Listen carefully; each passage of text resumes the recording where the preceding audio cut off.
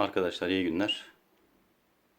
Evimizin bu odasının şu an görmüş olduğunuz duvarını iç cephe kaplaması yapacağız. Bunu yapışkanlı duvar paneliyle yapacağız. Normalde binamızda dış cephe kaplaması mevcut. Yalıtım mevcut. Fakat bu duvarın arka kısmında bu mevcut değil. Yanımızdaki diğer bina ile aramızdaki mesafe çok dar. O yüzden dış cephe kaplaması yapılmamış durumda. Ve kışın bu duvar aşırı şekilde soğumakta ve evi de soğutmakta, odayı da soğutmakta. Siparişini vermiş olduğumuz yapışkanlı duvar paneli 9 metrekare yer için 17 tane yeterli olur şeklinde hesaplama yaptık. Şu an 18 tane aldık. Şimdi poşeti açıp malzeme incelemesi yapalım.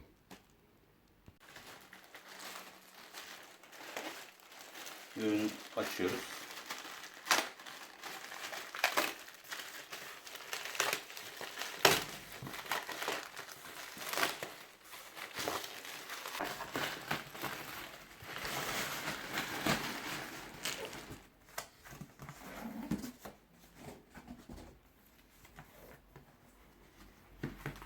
Görüntüsü gayet güzel.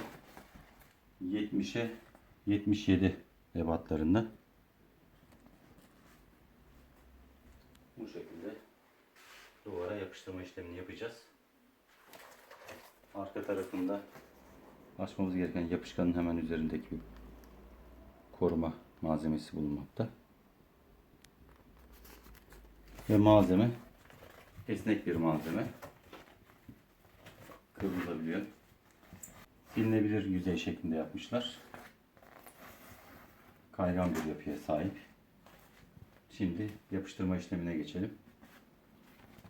İşleme başlamadan önce duvarın tozunu almakta fayda var.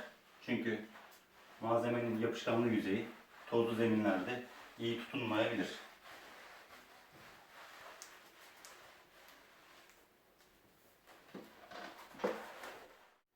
Malzememizi sol köşeden yapıştırmaya başlayacağız. Arka tarafındaki yapışkanını söküyoruz. Uç kısmında.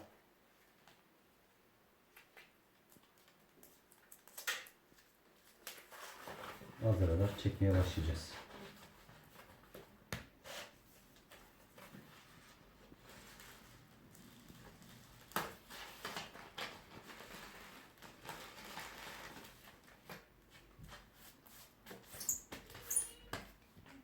Duvarın arka tarafındaki rengi de yansıttığını unutmayalım.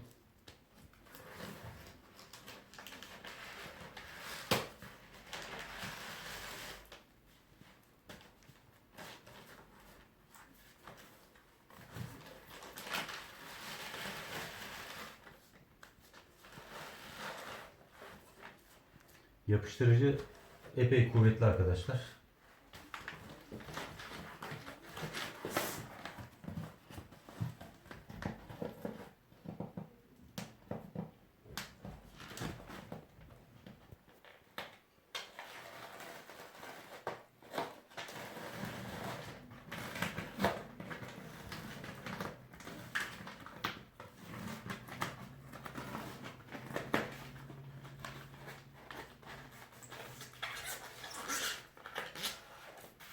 İlk hizalama çok önemli.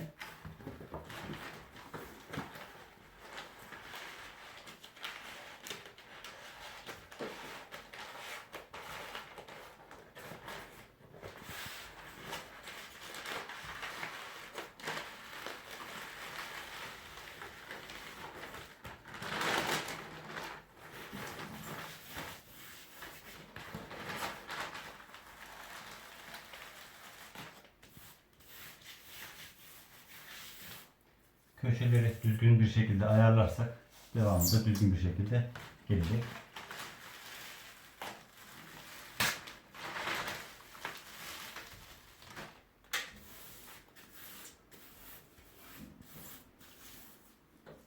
Duvarda yamukluklar mevcut.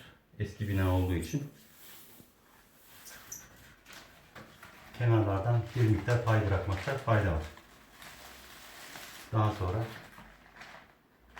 bu fazlalıkları falçata yardımıyla rahatlıkla kesebiliriz.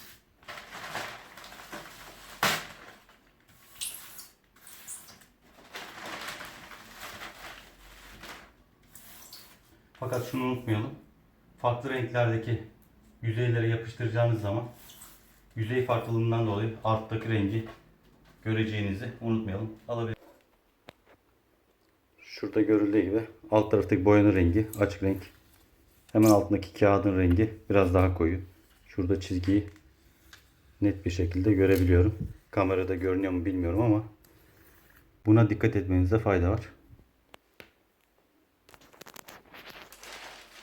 Yani yüzeyde farklı renkler varsa aynı renge getirmeniz gerekmekte. Yoksa daha sonradan pişman olacağınız bir görüntü oluşabilir.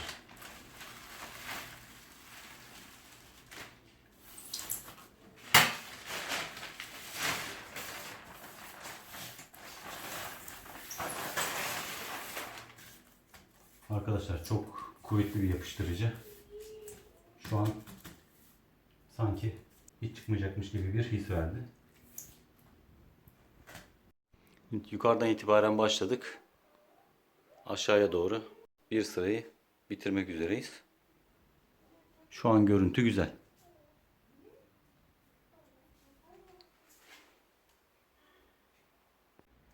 İşlemimize devam ediyoruz. Hemen hemen duvarı ortaladık diyebiliriz. Şu ana kadar görüntü güzel. Ufak tefek tabi kusurlarımız var işçilikten kaynaklı.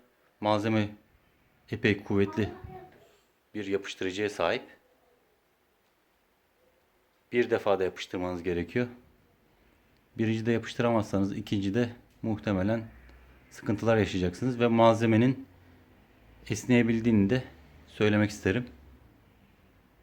Yani herhangi bir şekilde iki panel arasında boşluk kaldığında hafif hafif çektirerek paneli uzatabiliyorsunuz. Arkadaşlar, duvarın çok büyük bir kısmını bitirdik. Şurada az miktarda kaldı ve alt sırayı yapacağız.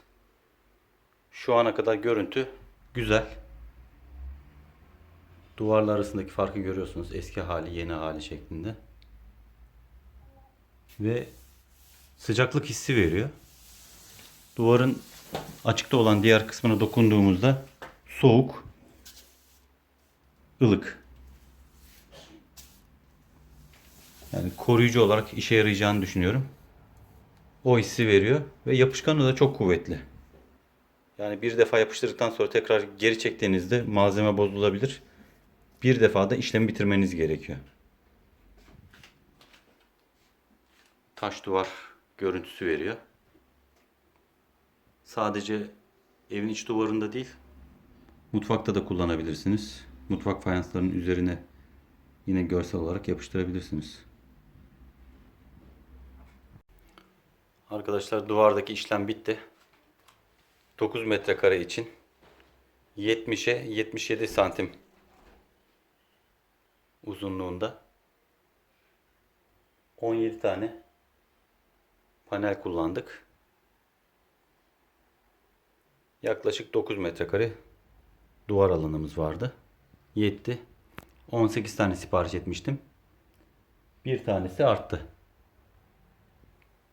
Ufak tefek işçiliklerde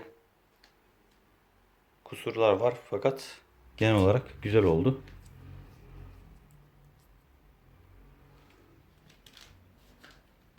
Yani sonuç için memnunuz.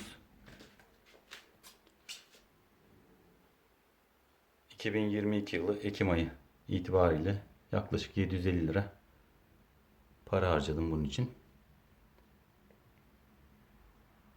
İşçiliği kendimiz yaptık.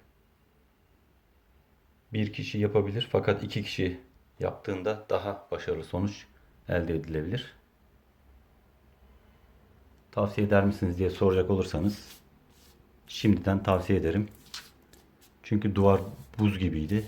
Şu an soğukluktan eser yok. Yani sırtınızı yaslayıp çok rahat bir şekilde oturabilirsiniz duvara doğru. Sırtınızı bile yaslasanız herhangi bir şekilde soğukluk hissetmiyorsunuz. İlk defa yapmamıza rağmen kolay oldu. Tavsiye ediyorum. İç duvarlarınızı bu şekilde, dışarıdan yalıtımınız yok ise yalıtarak hem hesaplı bir şekilde ısınmış olursunuz hem de soğuktan korunmuş olursunuz. İyi günler diliyorum.